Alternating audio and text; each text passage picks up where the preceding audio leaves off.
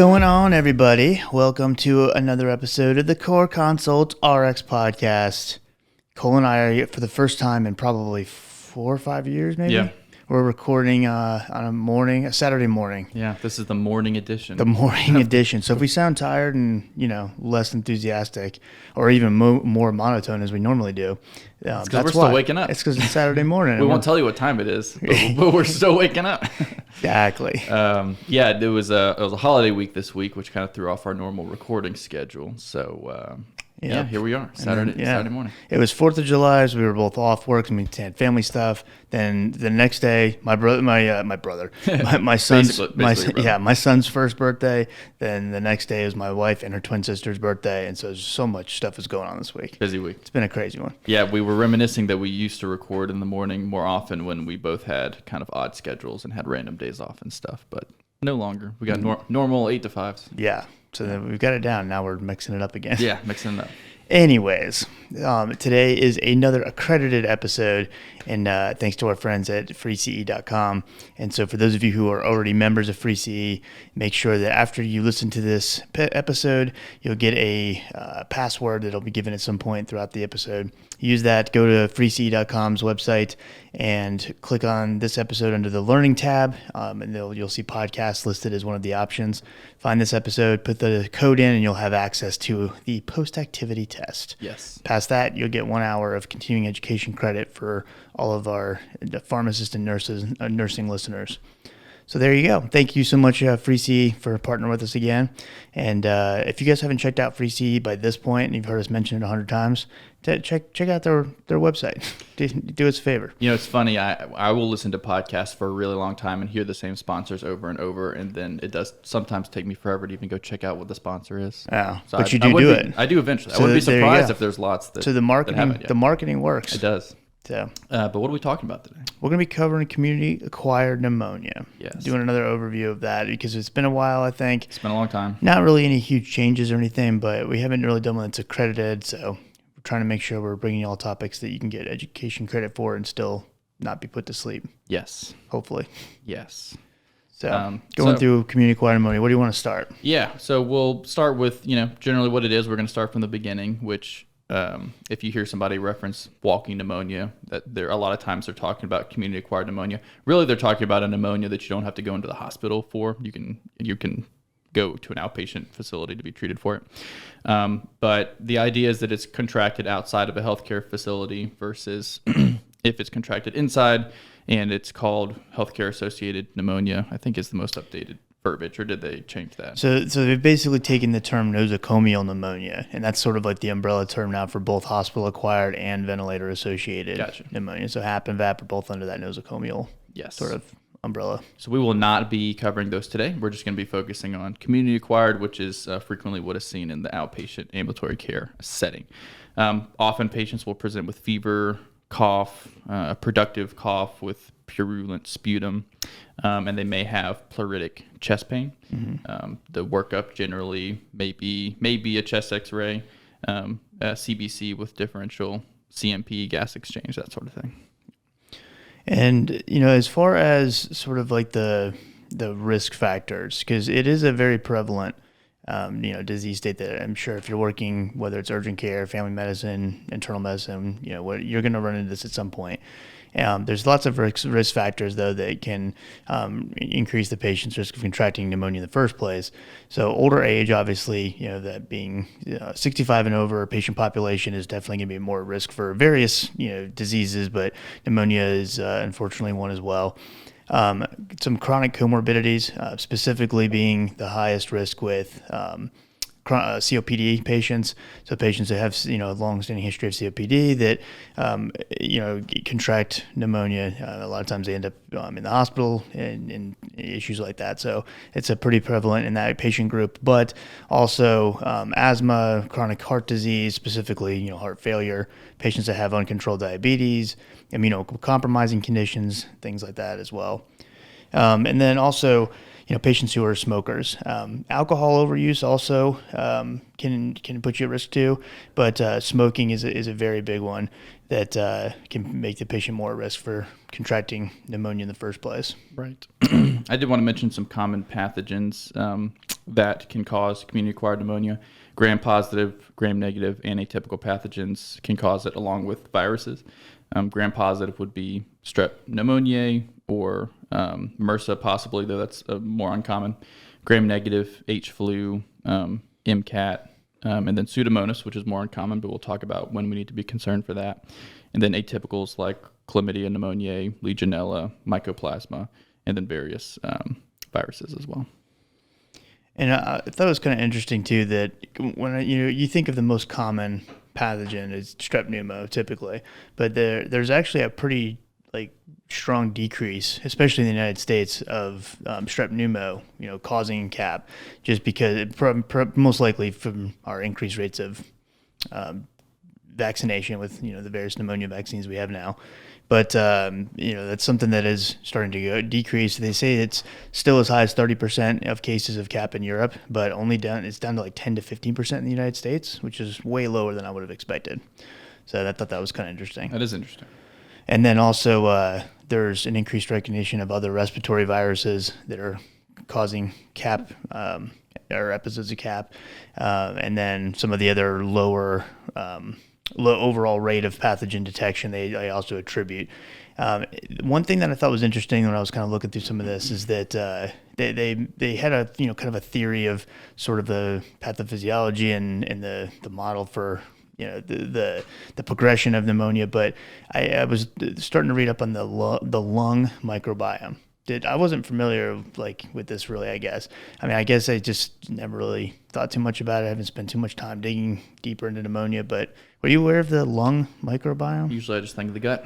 Yeah, thought that was kind of interesting. But they were basically saying that's one of the, thoughts is that, the lung microbiome can get altered with smoking and other, conditions and things like that. And that actually could lead to increased risks of developing pneumonia, or even those bacteria becoming the causative pathogen if they're unchecked. And it makes sense if you've got a positive microbiome in there kind of fighting things off, and then you alter it with, I imagine systemic antibiotics can alter that just like they alter the gut microbiome too. Yeah. So if they penetrate the lungs, I guess not all of them do.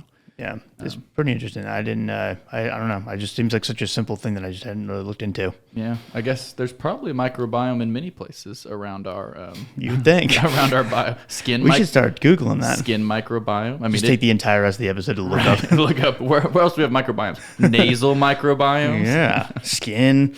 That's funny. Ocular microbiomes. But I don't know. I never really thought about that. Interesting. So I mentioned that if you call it walking pneumonia, a lot of times that's, they don't have to be hospitalized, but you can definitely be hospitalized for CAP. And there are some ways to help stratify how severe a patient's case is to determine if they need to be treated inpatient or outpatient. I'll just mention one, which is the CRB-65 pneumonia severity index that you may have heard of. And there's multiple, there's the pneumonia severity index, and there's also the CRB-65. And in general, the pneumonia severity index is recommended over the CRB-65. Is that right? Yeah. And some people still use CRB-65 because it is definitely shorter. But the one that's technically preferred is the pneumonia severity index. So it's a tool that you can use, and you examine a number of things related to risk factors, current findings, current lab findings, current neurologic exam findings, and various vitals to determine if they should be treated inpatient or outpatient. There's the pneumonia severity index that's used, and there is also the CRB-65. Yeah. So basically, with the pneumonia severity index, you're getting a score of 1 all the way down to 4, and the higher the score, the higher risk of mortality associated with the case of pneumonia. And there's a huge jump from the class 3 up to 5. So from class 3, you have a 0.9% mortality rate or risk, and then that jumps to 9.3% for class 4. Class 5 jumps all the way to 27%. So those class 4 and 5 especially are going to be ones that we need to watch a lot more closely, and possibly inpatient. Yeah. And there's some of the findings are more significant than others, as in they add more points to the score, like arterial pH being below 7.35, altered mental status, respiratory rate greater than 30, per minute, or if they have an underlying neoplastic disease, all of that is going to increase their risk for sure. All right. So just to mention quickly, the Curve 65, if you are still using that scoring system, basically stands for confusion, urea, and the cutoff you're looking for in order to get a point is greater than 19 milligrams per deciliter. The R is respiratory rate, so they're looking for 30 breaths a minute or more, and then a systolic blood pressure of less than 90, diastolic less than 60. And then age is the last thing you're looking for, and that's 65 years of age or older. So each one of those things you get a point for, and the more points you have, the worse. So the worse the situation. So do not get points if you can't help it. Yeah, even 1 point gives a 2% risk of death at 30 days, which, so basically if you're over 65 and you get pneumonia, you have at least a 2% risk of death over the next 30 days. Yeah, and I think the patients that they included in the studies and stuff they kind of were used to formulate the Curve 65, I think there's some discrepancy with some of that. That's why and also just kind of the simplicity of it, which is why I think the pneumonia severity index is preferred. But I mean, I don't know about you, but I'm not necessarily, I don't work in the ED or anything, but that'd be a lot of stuff to go through to calculate the old score. Right. I mean, to me, I imagine, I don't know, it's probably institution specific, but if I was not feeling right about what the Curve 65 was telling me, then maybe I would dig a little deeper. Yeah. You know what I'm saying? For sure. But then we have even more specificities that we can go into, and that's how severe, like once you've kind of established, okay, we're going to put them in the hospital setting or we're going to treat them outpatient. So obviously the lower pneumonia severity index scores would be outpatient. Once you start getting into the 3 or higher range, you're thinking hospital, and then 5 is potentially even ICU. Yeah. And the way you can kind of just determine the severity in order whether to put the patient in the ICU or not, there is some criteria you can look at. So the 2 major criteria that would be make a patient eligible to be in the ICU would be either septic shock with the need for vasopressors or respiratory failure requiring mechanical ventilation. They also have some minor criteria, and so for example, like confusion, disorientation would be one. Uremia is having a BUN level of 20 or higher. Leukopenia, which would be a white blood cell count less than 4,000. Thrombocytopenia, so on and so forth. So if you have 3 or more of those minor criteria, that would also be or make the patient eligible to go into the ICU. I say eligible because I feel like that's more uplifting. Yeah, I feel like you won. Oh, I'm eligible to go into the ICU. Yeah, it doesn't sound as like you won. It doesn't sound as sad. Yeah, so we're wondering, are we treating outpatient, are we treating inpatient, and then are they going to the ICU? But there's another important thing to consider, and that is if they have risk factors for or comorbidities that increase their risk for MRSA or Pseudomonas, which we both know would cause us to treat differently, and we'll kind of talk about that. So do they have a prior respiratory isolation of MRSA or Pseudomonas? That would be important. Or have they had a recent hospitalization and receipt of parenteral IV antibiotics in the last 90 days? Both of those are risk factors for MRSA and Pseudomonas. And then there's other comorbidities that can make things more complicated. Do they have chronic heart, lung, liver, renal disease? Do they have diabetes? Mike mentioned some of these before. Alcoholism, cancer, and asplenia are all important comorbidities to consider.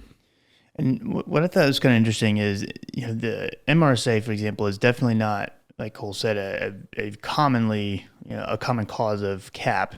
We would think of it more along the lines of hospital acquired, but in the patients that do end up contracting community acquired MRSA, we're typically thinking patients that are younger and healthier than our standard patient that has complications from CAP, and then also patients that may have certain risk factors, and the one we always think of, like Cole said, is the past infection of MRSA. But what about patients who have played contact sports, patients who are living in like dorms or other like really crowded living conditions, gyms? Yeah, patients who do use IV drugs, things like that would all put a patient at higher risk for developing MRSA specifically. And if they do have a CAP that's associated with that, it typically is more severe. It can be even like necrotizing pneumonia, and patients can be coughing up blood and more likely to develop septic shock, respiratory failure. So it's definitely something that we want to have on our radar, even though it is very unlikely that it's going to be causing it. But if the patient has any of these certain risk factors, then we need to keep that in mind. I'm amazed that there wasn't more like illnesses like that going around our football locker room, because there were not things washed on any sort of a regular basis. I remember a guy getting a staph infection, but and I remember there was a MRSA outbreak at our gym, not at this place, but when I was in college, there was MRSA found at the gym. But it's amazing that there wasn't more like bad stuff that goes around when you just have disgusting boys who aren't washing things or not cleaning things. Yeah, I agree. They're pretty gross. So we'll talk about outpatient treatment first, and we'll talk about kind of the general recommendations, and then we'll talk more specifically about some of the drugs as a review. But couple antibiotics that are recommended in adult patients with CAP who are otherwise healthy. So this is outpatient treatment. Amoxicillin, 1 gram 3 times a day, or doxycycline, 100 milligrams twice daily. If there is... if you can confirm resistance rates are low. If you can confirm the resistance rates to macrolides are low, less than 25%, then you can use azithromycin 500 milligrams, like a Z-Pak day 1, then 250 milligrams after that for a few days, or clarithromycin 500 milligrams twice daily. So I feel like with the update from a few years ago, amoxicillin 1 gram 3 times a day was being used a lot, and then doxycycline would kind of pop in if they had like a penicillin allergy or something like that. So I was just going to ask, like, what out of those, if you're treating someone that would fall into that otherwise healthy patient population, what would your go to? I mean, I actually like doxy. I feel like I like doxy too. It's fine. Amoxicillin 1 gram 3 times a day just doesn't feel like good enough. And I remember that being a concern because when I was learning this originally, that wasn't adequate, right? It was Augmentin is what we were learning, and then they updated it. It must have been like 2019 or 2020 or something, probably 2019. Yeah. And this is what they came out with. And I remember thinking the same thing. It just kind of feels wimpy, but. Yeah. Well, and even if it's not even necessarily a wimpy thing of like the coverage, but just the side effect profile, even if they were equal. Yeah. I mean, doxy's causing some nausea, but you take it with food, it's usually not a big deal. Yeah. But amoxicillin 1 gram 3 times a day, you're having a rough week. It's a lot. Yeah. So, I mean, maybe not as bad as Augmentin, which they were, before, But yeah, so doxy or amoxicillin, and then like Cole said, the azithromycin if you're feeling real daring. Yeah. Neither are expensive. Yeah. Of course, amoxicillin's probably much cheaper even still, but. Yeah. Yeah. Didn't Publix, I don't know, you may not know anymore, but didn't Publix do away with like their free antibiotic stuff? I heard they did. Yeah. But they did away with all their free stuff, I think. Okay. Yeah. Gotcha. Yeah. I heard they did. Cutting costs. I know. Unbelievable. that amoxicillin adds up. Yeah. All right, so let's talk about patients who do have some comorbidities, that we had mentioned previously, that may be a little bit higher risk for complications from pneumonia. We're going to get a little bit more aggressive with the treatment options, and you'll kind of notice how the medications that are listed here are kind of basically a little bit more broad spectrum, covering a lot of your gram-negative bugs, your atypicals, things like that as well. So you have 2 categories that you need to pick one drug from on each category. So we have our beta-lactam options, which is the first drug we're picking. So the examples they give are Augmentin, like Cole was talking about, 875 twice a day usually is the dosing for the Augmentin. There's also cefpodoxime, 200 milligrams twice daily, cefuroxime, 500 milligrams twice daily, are 2 other cephalosporin options. And you basically would pick one of those 3, and that's your beta-lactam option. Then you add, in addition to that, either the Z-Pak with the azithromycin. You can also use clarithromycin technically, or doxycycline would be the one I probably would still go with, just because, again, we have enough issues with azithromycin resistance. I feel like I don't really want to mess with that with pneumonia. Yeah. But you're picking one from that group as well, and then adding it to the beta-lactam. So they're going to be on 2 drugs for their duration of therapy.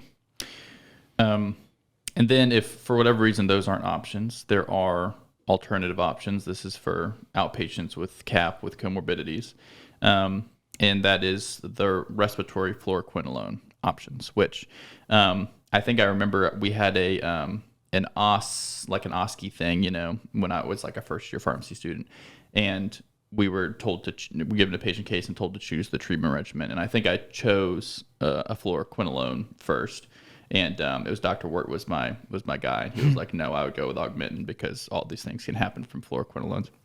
That was kind of what I learned. And then, of course, they updated the guidelines, a year after or so. But so the respiratory fluoroquinolones are an option, and those three are levofloxacin, moxifloxacin, and gemifloxacin. Levo would be 750 milligrams a day, moxifloxacin 400 a day, and gemifloxacin 320 milligrams. When's the last time you saw gemifloxacin? Never.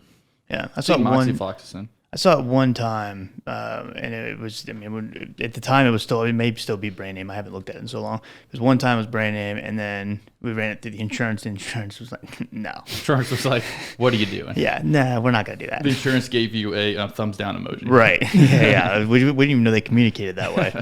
But yeah. That was the rejection. That was the rejection. Just nah. But those are available options as well if you want to give the old fluoroquinolone a try. Of course, they have, issues. So many issues. Which, we'll give you a nice little review on that in here in just a second, probably. Yes. But to kind of go back through, this is more so just for the review aspect of it. But we'll go back through some of these antibiotics, some of the adverse effects that we think of. This is all stuff you guys have seen before, but we'll mention it again. So from the beta-lactam standpoint, our beta-lactamase inhibitor, beta-lactam combinations, like we just talked about with Augmentin, is going to be the standard option orally. If you're in the inpatient setting where you have IV access, you may use ampicillin and sulfbactam as an alternative to the oral Augmentin. And then if you need more broad coverage that includes like Pseudomonas coverage, then Zosyn, which is piperacillin tazobactam combo. That's going to be the most broad spectrum of those extended spectrum penicillins. Now, adverse effect-wise, when we think of beta-lactams in general, we're thinking GI upset, specifically diarrhea is a big factor. Also very common to cause allergic reactions or at least a rash. So penicillins is a very common allergy to deal with. It can also increase LFTs over time. So if it's a patient who, you're doing a routine course, it's probably not going to be a big deal. But in the cases where you may have to use antibiotics long-term, that could be an issue. Then also monitoring renal function. Again, for more prolonged courses, this is going to be an issue, but you'd want to monitor the CBC and LFTs if they are going to be on it for a long time. And then if their renal function at baseline is less than 30 mils per minute, avoid the amoxicillin 875 dose or any higher doses than that. So that would be a quick way to go on doxy instead of the gram of amoxicillin if their renal function is low. But so there's nothing too crazy, but definitely the GI issues and things like that to warn people about. And then, of course, we have the cephalosporin antibiotics. We've already mentioned a couple.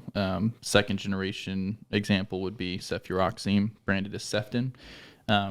These have pretty good coverage. Cefuroxime covers streptococcus, staph, like MSSA plus gram negatives, like Haemophilus, Neisseria, Proteus, E. coli, and Klebsiella. Then third generation group 1, like cefpodoxime, covers more resistant strep, also staph, also gram negatives. And they have kind of standard concerns, similar concerns, GI upset, diarrhea, they're probably not as bad. Possible allergic reactions, possible effects on liver function, and then possible cross-sensitivity with a penicillin allergy seems to be less than 10%. Seems like every year it becomes less of a concern. So this is definitely something I wanted to mention too, because I feel like this gets brought up a lot. And when we think of like the cross-reaction, the likelihood of it happening with the cephalosporin from someone who has a penicillin allergy, it's very low. Realistically, it's probably way lower than 10%. But the data as far as the cross-reactivity has only been really reported with beta-lactams that have identical side chains or R groups, whatever you want to call them.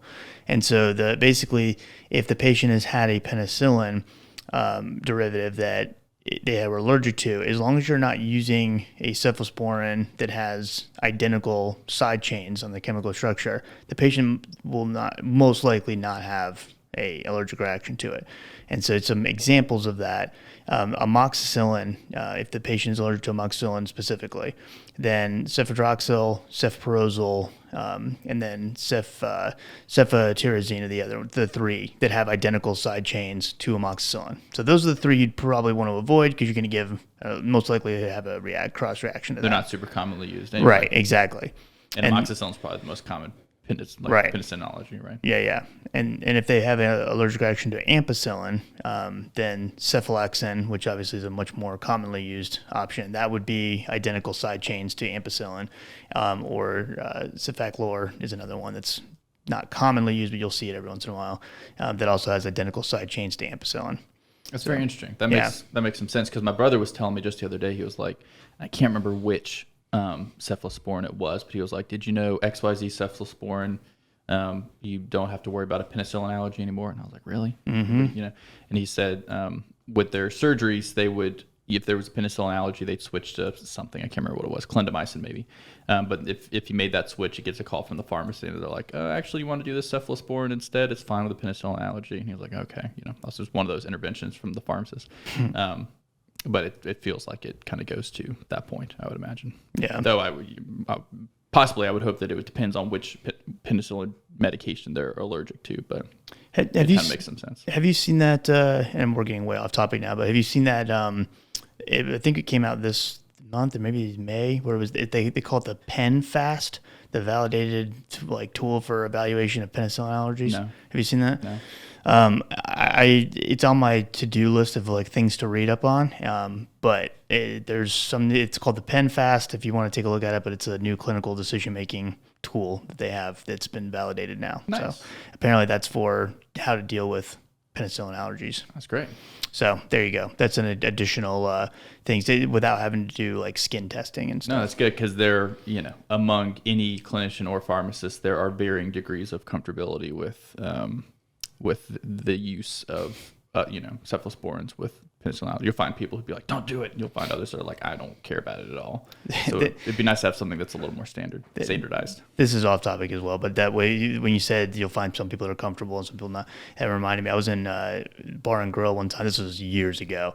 And I was in Bar and Grill with, for those of you who don't remember, that's patient case presentations that they do at the medical university for the College of Pharmacy, and Dr. Wayne Ward, that's been on a couple times, grills you for 2 hours on the patient case, and you have to explain to him why you did what you did. It's a good time. But we were talking about angioedema with an ACE and then switching them to an R, but they have heart failure, and then that being okay and preferred in the guidelines and blah, blah, blah. So one of the physicians that was in there that time, she was a resident physician. She's like, well, I feel like you'd be hard pressed to find anyone comfortable making that switch, and without even blinking at her, because I'd be comfortable. It was great. It's like, oh no, we're about to have a face off. He's like, I would be comfortable. But anyways, that just popped in my head, so I figured I'd share. It's good stuff. All right, so macrolides. Let's talk about those real quick, because those are historically been probably the go-to, and maybe for some people still the go-to option for treating, uncomplicated CAP. Yep. But azithromycin is definitely the one that you'll see more commonly utilized in respiratory infections in general. Clarithromycin, technically you could, but it's more drug-drug interactions, more side effects to worry about, things like that. So azithromycin is usually what they go with. And then erythromycin, forget that. QT prolongation is a warning that will pop up whenever, for you pharmacists that are filling prescriptions, or if you're sending the prescription, with the EMR, it'll pop up as a risk. The risk is much higher with erythromycin and the lowest with azithra. And so unless the patient has, other issues with other medications that cause QT prolongation or has a history of QT prolongation already, low magnesium, other things like that would put them at risk, then you're going to be most likely perfectly fine with that. You don't have to worry too much about the QT prolongation risk, but just for the short course. It's funny how certain places kind of get on kicks about certain things. It made me think of it with my brother's institution, stopping them from swapping with the penicillin allergy and things. Mm-hmm. But when I was on rotation as a fourth year, I was at it was a independent community pharmacy. And I guess they had some journal club where they talked about an article that showed like significant increased risk of death with macrolides plus, I can't remember what it was, but it was some other very common medication. Fluoroquinolone. No, I think it was actually a blood pressure medication. Oh. Like something like Lasix or lisinopril. It was something extremely common. Whatever it was, it popped up all the time that the patients would have that along with one of these macrolides. And so every time we would have to like call and like try to talk the doctor out of prescribing it, or just make sure that they're aware that there's like an increased risk of death based on whatever this one study was. So they just went on this kick that every single time they got one of these prescriptions, I know what they this would is do now. this. This was in a hospital, right? Wasn't this when you were on rotation and it was the lisinopril and Bactrim? It might have been lisinopril and Bactrim. Because of the hyperkalemia risk. Yes, that might have been what it was. I remember you telling me that. I have to call every single time. And I'm like, isn't it like 3 days of Bactrim? Like, yeah, they still make me call. Yes, I think it was Dude, like... I feel like you were a student when that was going on. I was a student. Yeah. Yes. Okay. I recall now. It wasn't macrolides. It was lisinopril and Bactrim. You told me, you're like, I've called them this 10 times. It's like, I was like, oh my God. And the provider's like, no, I don't care. I want to do it. And I'm like, well, my preceptor says you can't. So what am I supposed to do? My preceptor says you can't do that. Yeah. Oh, that's rough. Yeah, I remember you telling me that now. That's a strange one to like. That's a strange hill to die on. This happen. I just see this at a lot of different places. People will take something and that usually it's a safety concern, and then they just kind of like grip onto it, and like maybe it's done with good intentions, but things have to be a little more individualized. Right. You know what I mean? Yeah. Definitely something to have on the radar. Obviously, yes, if you notice potassium going up and they're on Bactrim for 3 months for a prostate infection, that's one. That's probably where it's. And part of the study was that it was like even with like a short course or whatever, it was still in whatever. They latched onto that. They just latched on. Interesting. Interactions with macrolides, definitely more of a problem with erythromycin, clarithromycin, but azithromycin will get lumped in as far as the drug-drug interaction, checkers that pop up automatically. But for the most part, it definitely has clinically less significant drug-drug interactions than the other two. But azithromycin, again, typically the one you run into. I'm impressed you remembered that. That was 6 years ago, probably. Yeah, it's a curse, man. It's just, your large brain is a curse. But the good thing was if I could remember like stuff that's important instead of just arbitrary facts about random crap we talked about. But yeah. Okay, so we talked about doxycycline, so we'll refresh you on some concerns and things to be aware of with that. So it's typically not used in children under 8 years old.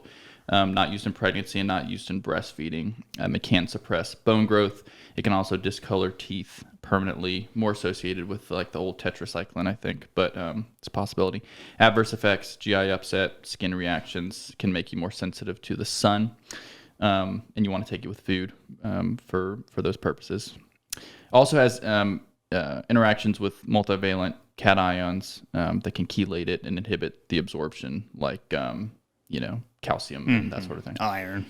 Stuff that people normally would never think about. So you want to take doxycycline 2 hours before or 6 hours after if you're doing a multivitamin or a supplement or something like that. Yeah, absolutely. It's the not using doxycycline in children less than 8 is a random thing that popped in my mind. But I remember that came up, and when I was on rotation as a fourth year with Scott Bragg, actually. And I think it was like one of the first things I had talked to him about, so I didn't realize the difference in level of knowledge at the time. I was like, I know some stuff. I'm a fourth year, and didn't realize I was about to get educated. But so I was all proud of myself for coming up with that point about the less than 8 years old. And he's like, well, if we really needed to use it, would it be safe? And I'm like, well, it says less than 8. He's like, and he just sends me like 9 papers on like case reports of them having like certain situations where they have had to use it. And he's just like, oh, you read through these? I was like, no, what have I done? Yeah. So, I even find the issues come up with colleagues sometimes, not in any like significant negative way, but they'll see something and they're like, oh, we can't do that. It says we can't do that. And I'm like, it says we can't do that. Like, but why can't you do that? And has it been done like before? And so it's usually with with them needing to try to make an intervention with the prescriber when the prescriber feels strongly about doing something. And that isn't to say that you can't make positive interventions or whatever, but Yeah. there is definitely nuance to even these like things that seem very black and white, like can't use less than 8 years old. Yeah. But what if you really needed to do Right. that, you know?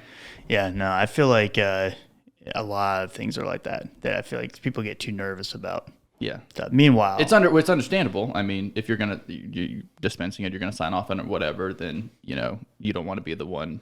You at least want to verify that whoever's prescribing it is aware and get their reasoning behind it and things. That's why I like to be in the clinic side, so I can be on the cutting edge. Yeah. And they're like, we've never tried this. Right. And So I'm they're like, asking you and like, saying like, hey, did you know you're not supposed to do this? And I go, listen, we're doing experiments up in here, so don't worry about what we're doing. We're truly practicing medicine here. I'm trying to get published, and I need a case report.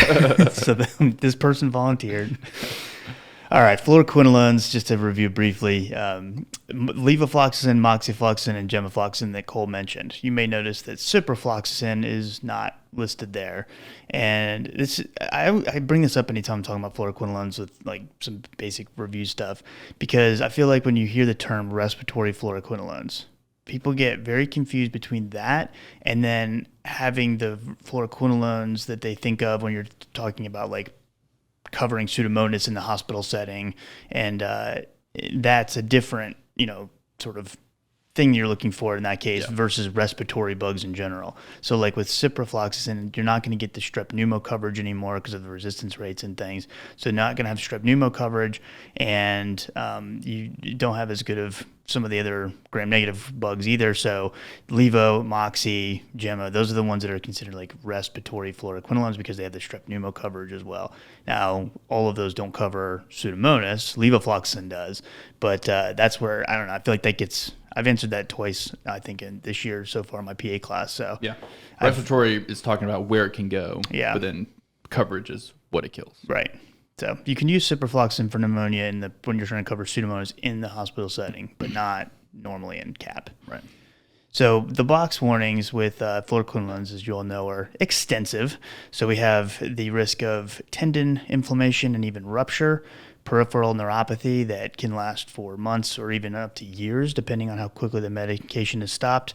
It can lower patient's seizure threshold. There's been case reports of causing toxic psychosis, and the list goes on. And even the more commonly seen adverse effects, GI issues, QT prolongation, the highest risk being with moxifloxacin. It can cause both hypo and hyperglycemia. So patients who are on a insulin regimen or using sulfonylureas, uncontrolled blood sugar already, those are patients that are going to be difficult to have, at least for any kind of long period of time, a fluoroquinolone on board.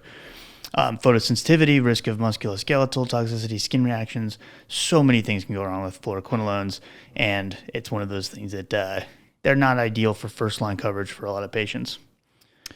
The tendon rupture thing, have you ever run into that with anybody? No, Not I feel like I've personally, heard some anecdotes, but I don't think I've run into it with a patient myself. Because I've seen it twice, like actually, like in patients that I've spoken with, and it was one of those things. The first time it happened, I was like, oh, maybe it's not just a textbook. So it does. And then the second time, it was a runner, and their Achilles tendon just popped. Jeez. And the only thing that was different was starting to hit the antibiotic. So you think it's probably related. But so definitely warn patients who are runners or athletes, things like that, even if they look otherwise healthy, still give them a heads up about. These box warnings just aren't great. I think I don't think about the seizure thing often enough. It doesn't come up because it doesn't come up with my patients. Now that I think about it, but it's not always on the forefront of my mind. Yeah, no, me either. It's the thing I need to put in the old toolbox. So that's outpatient treatment. Yep. Right. That's outpatient treatment. We kind of already went through splitting up between healthy and patients with comorbidities. And as a reminder, the comorbidities that they classify are chronic heart disease, CKD, hepatic disease, diabetes, alcoholism, malignancy, and asplenia. Yes. Both physiological and anatomical asplenia. Yeah. Just thought that was cool to say. Okay, moving into inpatient treatment, and then inpatient is stratified into non-ICU, which would be non-severe treatment, and then severe treatment. So inpatient, non-severe treatment, we want different types of coverage, and we kind of have some slightly different concerns, right? So with beta-lactams, we could use ampicillin sulbactam that Mike mentioned earlier, or cefotaxime or ceftriaxone. And then we're also going to add on a macrolide like azithromycin or clarithromycin or doxycycline to the beta-lactam. Or to the penicillin antibiotic. Yeah, and you can kind of see there that we basically just took the outpatient, treatment options and just picked the ones that are the most similar that have IV or IM access or administrative options. Yeah. And so and it's more similar to like the algorithm portion with the comorbidities. Right, exactly. Yeah. Always going to be doing 2 meds in that. And with the exception of the fluoroquinolone, that you can also do a respiratory fluoroquinolone as monotherapy as well, assuming that it's non-severe, even if it is inpatient. Yes. So the algorithm doesn't change too much.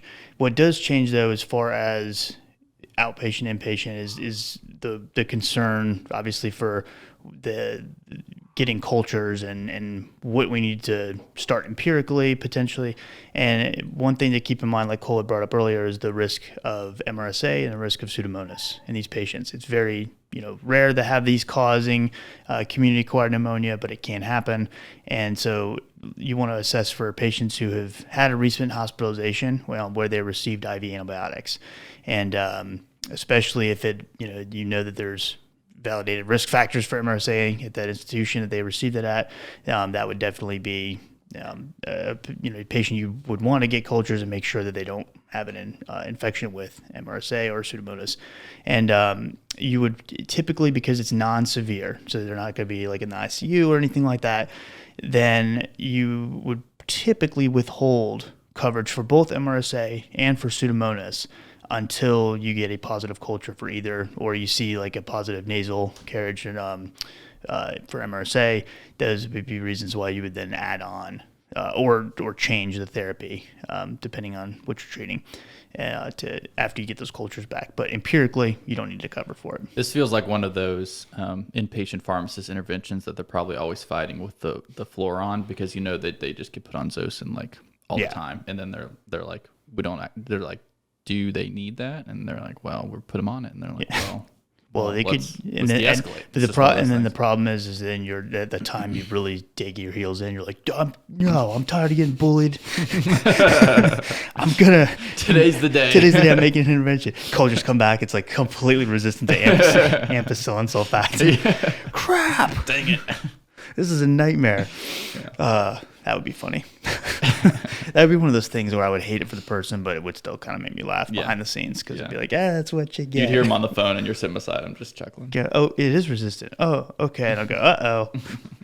All right, sorry. And anyways, if the patient has had a prior documented history of MRSA or Pseudomonas, at that point, it is okay to go ahead and add or adjust coverage empirically. Still get cultures, obviously, and then when those cultures come back, if they are negative for MRSA or Pseudomonas, you can de-escalate.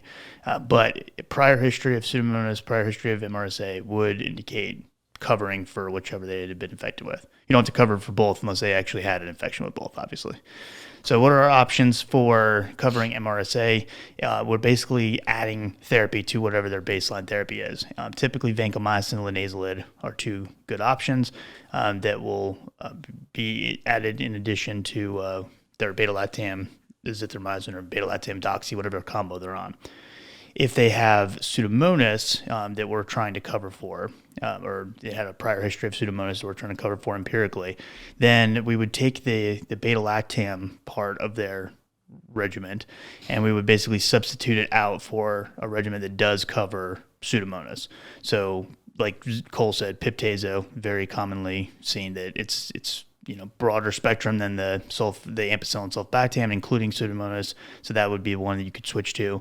Some of the cephalosporins, cefepime, ceftazidime, are 2 cephalosporins you could potentially use. Maybe even a carbapenem like imipenem or meropenem. And then aztreonam is also potentially an option as well. And if the patient is, for whatever reason, being on the fluoroquinolone monotherapy option instead of the beta-lactam plus the additional agent, if they're using fluoroquinolone monotherapy, then you would just add one of these beta-lactams to their fluoroquinolone. Yes. But again, remember to de-escalate when the cultures come back. Yeah, and so that's kind of the whole idea behind starting with something that's less broad spectrum and then moving to something that's more broad spectrum is to prevent resistance, and then de-escalating if you figure out exactly what it is. But then if somebody's high risk for MRSA or Pseudomonas, then we're going to automatically start with empiric therapy. Right. And then confirm. Okay, so we'll review some of these drugs, and then we'll talk about what we do in severe cases. But before we do that, Oof. let's give the password. One of us always forgets to do the password every time. It seems like we alternate who remembers. Right. So I'm very proud of myself. I was going to do it in between the inpatient and outpatient thing. I thought that was a good Your breaking brain works point. well at early in the morning, apparently. Oh, so. man. Mine if you does say not. so. So the password for today's activity or post-activity test is going to be CAP23, CAP23. Yes. For community-acquired pneumonia happening in 2023. Oh, is that what that means? Yeah. Thank you for clarifying. No problem. So there you go. But anyways, back to you, Cole. Thanks, Tim. Dude, my name's not Tim. Okay, so we'll talk about some of the other cephalosporins. We also have third generation and fourth generation. So a couple third generation options are, which these are group 2. We talked about one group 1, which is not really. No, I mentioned, I mentioned ceftazidime and Yeah. cefepime already, just not the combos. Doesn't really matter for. Okay, so you've already mentioned these. So the combo of ceftazidime and avibactam covers multi-drug resistant Pseudomonas and other multi-drug resistant gram-negative organisms. And just to piggyback on ceftazidime, covers Pseudomonas but doesn't have as much gram-positive activity. Also has an IV and IM option. And then cefepime, like you talked about, covers some more resistant strep, staph, gram-negatives, as well as Pseudomonas. Yeah. And in the combos of the cephalosporin with the beta-lactamase inhibitor, so like ceftazidime, avibactam, those are not empiric options, obviously. With cefepime, ceftazidime would be good. If the cultures come back and you find out that it is Pseudomonas, it is resistant to multiple drugs, then at that point, you could consider it. Or if it is some random other gram-negative bug, then you can. But I think your hospital administration would probably excommunicate you if you tried to use an expensive drug like that empirically. Doesn't it kind of stink that the pharmacists have to be like I don't know what the word is. Like gatekeepers? The gatekeepers, the nags, the policemen of these issues. Like these things will come through, and then if I'm a provider on the floor and I'm getting a call from pharmacy, I'm like, they're going to tell me I'm doing something wrong. I wish it could be. It's not like that in the where I work. I just don't have this position, but I feel like I like how you saved that. Yeah, I feel like in all my providers are awesome. I mean, we have it's a different thing we do, but in these situations, I kind of. It's a bummer that it has to be that way. It is. Yeah, it is tough. And then, but then also they have the authority to just completely override that anyway if they want it. So it's kind of like, well, yeah, it's kind of, yeah. Anyways, I'll leave it at that before I make fun of my own profession. Carbapenems, very broad spectrum, beta-lactams. And typically, again, we're saving these more so for our drug-resistant or multi-drug resistant infections that we would consider like extended spectrum beta-lactamases. And they do cover Pseudomonas as well, with the exception of ertapenem. Doesn't typically have good coverage of Pseudomonas, and it doesn't have any like atypical, or any of them don't have atypical coverage or MRSA or anything like that. So a lot of times carbapenems are kind of saved for other situations that again, when you instead of empirically, but can be a useful tool, obviously. Yep. Some interactions to think of. Carbapenems can decrease the concentrations of a patient who's taking valproic acid. And so if they're using that for seizure control, even, I guess, mood stabilization as well, and for psych patients, you could lose some of that control of their epilepsy or control of their mood or whatever they're using it for. Also, if a patient who is on other medications that can lower the seizure threshold, you want to probably be cautious with that. And the patients that you do put on this, the diarrhea and GI issues not going to go away. Those are still prevalent with these as well, and the seizure risk, especially in patients that have impaired renal function, the highest likelihood with that is typically you think of the imipenem, but it is something that can happen. So just be aware of your patient's medical history. Yeah. Another drug we mentioned was aztreonam, which is classified as a monobactam, a little bit different. It does have a mechanism of action that's similar to penicillins. It inhibits bacterial cell wall synthesis and covers gram-negative organisms, but does cover Pseudomonas. Doesn't have gram-positive or anaerobic activity. It's fine to use with a penicillin allergy, even though the mechanism is similar. And it's available as an IV formulation. Interestingly, for cystic fibrosis, it also has an inhaled formulation. But similar kind of GI adverse effects, as well as some possible effects on LFTs. And then we have vancomycin, and we know in this case we're using this for its excellent coverage of MRSA and strep as well. Some adverse effects can cause nephrotoxicity, can cause ototoxicity, and even issues with infusion reactions where the patient gets very, very flushed.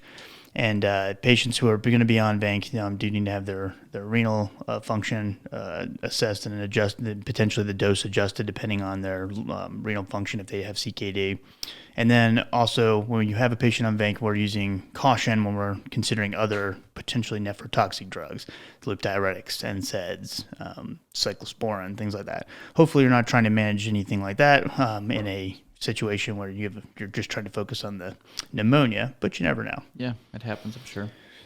And then lastly, we have linezolid, which its mechanism, it inhibits RNA-dependent protein synthesis by binding to the 50S ribosomal subunit, but it has some effects on platelets as well as hemoglobin and white blood cells. It can decrease those. It can also increase serotonin levels and blood pressure when used with adrenergic drugs, other adrenergic drugs. Its coverage is very similar to vancomycin, but it also covers VRE. All right. So what about patients who are classified as severe? They're going to potentially be in the ICU being treated. The guideline really doesn't change too much as far as patients who we don't need to think about the MRSA or the Pseudomonas being a risk factor. The baseline therapies are about the same. So ampicillin, sulfbactam, or you can use cefotaxime or ceftriaxone, plus one of the macrolides or doxy. The other option being the same list of beta-lactams or the addition of fluoroquinolone, moxie or levo, and no more option at all for monotherapy with the fluoroquinolone in this patient population. Yes. But if they have risk factors for MRSA, so they've had a recent hospitalization and IV antibiotics, and there is a local validated risk factors for MRSA, or they have prior MRSA infection, then you would need to add more empiric coverage for that. So vancomycin or linezolid. I think this is the part that always confused me initially was the difference between severe and non-severe. Because non-severe, if they've had a recent hospitalization and IV antibiotics, that's the risk factor, so you're looking for Pseudomonas, but you're not pre-treating. I see. And then with the prior history, that then you would pre-treat. But in this case, whether it's prior history or just recent hospitalization with IV drug, you're going to pre-treat. Right. So I don't know. For whatever reason, my brain had a hard time remembering that part. So basically, before you confirm if there's risk, you're going ahead and treating. If it's severe. If it's severe. Yeah. And then you can do the same method of adding the vanc or linezolid, and then de-escalate when the cultures come back. Right. You can still check the nasal carriage or cultures, and you can still de-escalate. So that's MRSA. With Pseudomonas, if they've had a recent hospitalization and IV antibiotics, and there is a local validated risk factor for Pseudomonas, or prior Pseudomonas infection, so very similar to MRSA, substitute the beta-lactam with either Zosyn, which is Piptazo, cefepime, ceftazidime, imipenem, celastin, meropenem, or aztreonam. So something that'll cover Pseudomonas. So is that similar to the MRSA, where you wouldn't, in non-severe, if it's just the risk factor, you wouldn't go ahead and empirically treat, you'd wait for the cultures to come back? In non-severe, yeah. Non-severe. So, and then severe, you would go ahead and just sub out that beta-lactam. Gotcha. Or the monobactam. Yeah. So last but not least, viral cap. We have a few different treatment options for this, and we'll kind of breeze through these. But we have our oseltamivir, which is the one we probably are all the most familiar with. And then we also have, this would not be an option that I would go for, but zanavivir or Relenza. For those of you who don't remember, that's the inhaled powder antiviral that we would use for influenza and things. When's the last time you saw that? Never? Yeah, me either. Last thing, my chest is hurting so bad every time I breathe in. Can I have a dry powdered inhaler that I can scorch my lungs with? And then we also have an IV option as well, the Paramivir is another one that's used off-label sometimes in patients who have lack of GI absorption or experiencing septic shock. That can be an option as well. Is the Xofluza not an option in this instance? I don't know that they've. I'm sure it's used in certain situations like off-label, but I don't know of any. Doesn't have like. Yeah, don't hold me to that, everyone. But I don't know that. They've had too much data supporting its use in pneumonia at this point. And apparently, I could be wrong about that. The inhaled powder has some activity against Tamiflu-resistant strains. So maybe if that was, if we felt like that was a concern, then we would scorch their lungs with the zanamivir. Yeah, I don't care how bad your lungs hurt. You breathe this powder in now. So that's kind of what we got for community-acquired pneumonia. Do we have anything else we got to cover with this? I think that's a pretty good review of it. You always think it's a good review. I know. I'm optimistic. We'll check on Reddit to find out for sure. Find that one guy. Yeah. Hey, what did you think? Was it pretty good for was it high level? Pretty good for non-residency trained individuals. You said we weren't going to call them out, and you did it anyway. Their lack of additional experience is definitely obvious. Like, okay, guy. For us mentioning this, it's been multiple weeks since we've mentioned it, but for someone else listening to the episodes in tandem, it's like the last episode we really mentioned got this. Their feelings about it. Their feelings really got hurt. It seems like we talk about it all the time. No, it's literally we don't talk about it outside of actively recording. Or if we do, it's because we think it's funny. so for those of you who are thinking our feelings are actually we're good. We're emotionally stable about it. I mean, I was pretty hurt by it. Yeah. Well, initially, obviously, but I've been seen a therapist about it. You didn't hear me weeping off air. Right. It's like, I tried my best. Just couldn't cut it. I just couldn't cut it. Oh, Reddit. Don't ever look yourself up on Reddit. But anyways, guys, well, appreciate you, all of you who don't leave mean comments about us on Reddit and for listening. And thanks to freece.com for continuing to partner with us. And also, if you haven't checked out Pearls, the main sponsor that we've had for a long time with the podcast, and they have a nice community-acquired pneumonia flow chart algorithm thing that you can look at. And they're posting so much new content now. It's kind of crazy how much stuff they're cranking out. So definitely check them out. Pearls.com/coreconsultrx. And then for those of you who like more traditional style lecture, PowerPoint slides, all that good stuff, check out the Patreon account. So it's patreon.com/coreconsultrx. And we have a lot of different lectures and PowerPoint slides. There's thousands of PowerPoint slides on there. And it's like $3 a month or like $30 for a year. So you get access to all of it. You can download the slides. And then, so check that out.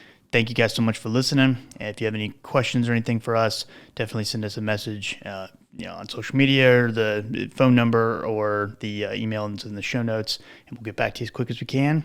Thank you guys. Have a great one and enjoy your weekend. For those of you, you won't hear this till Monday at least, but I hope you had a good weekend. I hope it was a good weekend. We're going to try to have a good weekend. Yeah, we're going to go try. All right, guys. Bye.